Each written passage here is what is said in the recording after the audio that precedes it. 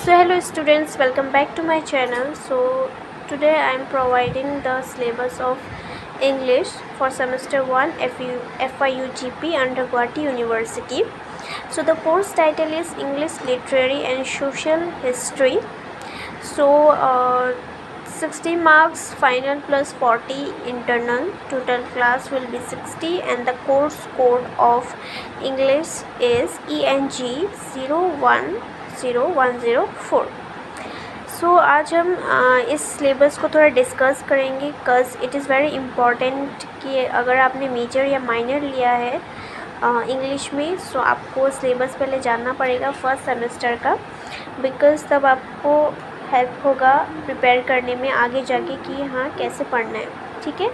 सो आज हम थोड़ा डिस्कस करेंगे सिलेबस में. So okay let's get started. So यहाँ पे बेसिकली आप टाइटल पता लग ही गया होगा. जब आपको पेपर मिलेगा तो आपको यही टाइटल मिलेगा, English literary and social history. And this year the syllabus will be same. If you want a PDF then you can DM me. So the objectives you can see the objectives.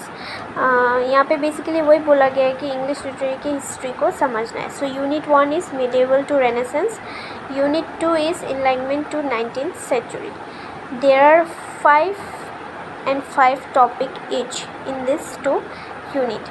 You can take a screenshot and if you want a PDF then you can DM me. I have provided the number on description. So in unit 1 you have to understand all the topics.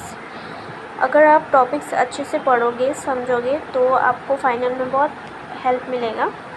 So in my suggestion अभी से आप prepare कर लो because अगस्त में जब college होगा तो classes and all की वजह से you will be tired and you will not able to study that much. And English is a tough subject. I want to let you know. So English tough होता है because यहाँ पे chapters आप देख ही सकते हो. ऐसा चैप्टर आपने कभी पढ़ा ही नहीं होगा अपनी स्कूल की जर्नी में मे बी. सो 11th-12th में भी ऐसा पढ़ा नहीं होगा. But in bachelor of arts if you have taken English major तो आपको ये पढ़ना पड़ेगा.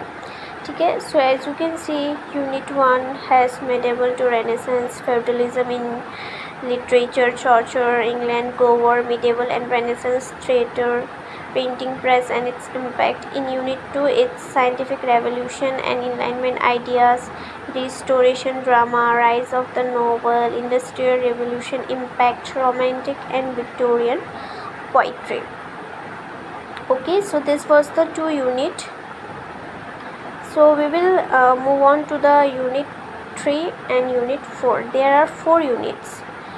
4 यूनिट्स में 5 टॉपिक्स हैं. सो टोटल हुए 20. So 20 topics.